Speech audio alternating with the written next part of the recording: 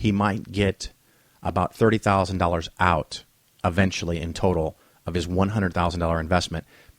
And if there's not a rider or something saying that it will continue to pay for a certain number of years or that some amount will go to somebody else, the insurance company pockets all the rest of the money. That's just how it works. Now, if instead you put that $100,000 into bonds, a nice blended bond portfolio, and bonds, as we heard way back in the beginning from Donald Trump, interest rates are really low. So let's say 3%. You're going to make 3% a year. You let it roll for 5 years, growing at 3%, and then you start taking out $5,900 per year.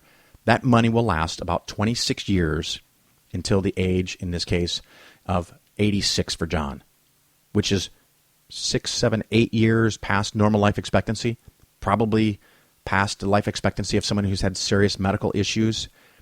And if you die early, the payments stop, but you still have all the money left, at least what you haven't taken out.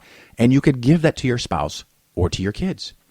And the beautiful thing is that because it's an investment, if it made money when it goes to the kids, they get a step-up basis and they pay no tax at all on the amount that they get, unless you're talking about $10, $11 million, which we're not. If, on the other hand, you had invested that money and made just 6%. Now, we're talking about theoretical long-term. So you could have part of it in what I call the cushion, making something like 3.5%, if maybe 4% if you're lucky. And then you can have part of it in the stock market, theoretically, again, making 10, because now we're talking about 26, 30 years. What happens in the long run? So we have part of it in the cushion to protect in the short run, and then we have part of it in investments and stocks, domestic and international, to protect the money in the long run. If you could make 3 and on the 3 to 4 on the safe stuff and 10 on the aggressive stuff, your combined interest rate or return rate might be 6 or 7%. Let's just call it 6. If it grows by 6% a year and you take out 5% a year, it doesn't take a rocket scientist to figure out you're taking out less than it's growing. And of course, you had 5 years where it grew at 6%, so $32,000 extra. You're taking out $5,900. If you do that in perpetuity, you will never, ever, ever run out of money. If you have a few bad years in the stock market, you don't sell the stocks, you sell the bonds. If you have some good years in the stock market, you refill the bonds.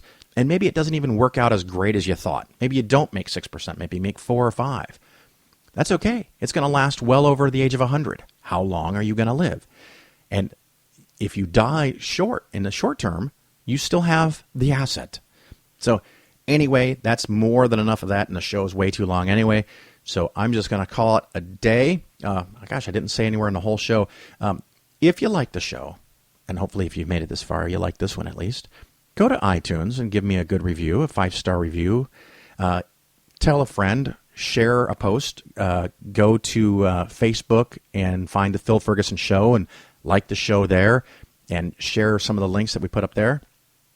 We like I have help. It's just me. I do appreciate every listener, and I'm stunned that the show has grown. It's now 30,000 a month, 32,000 a month, and 6,000 per episode, because a lot of people find the show and go back and listen to 40, 50 episodes, which freaks me out. People email me and say, I just found your show 2 months ago and I listened to every episode. Wow. Thank you. Thank you. Thank you. Thank you.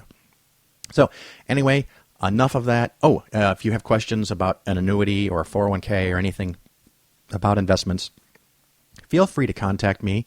You can email me, phil@polarisfinancialplanning.com. And that's going to wrap up the show for today. Thank you for listening. Ciao.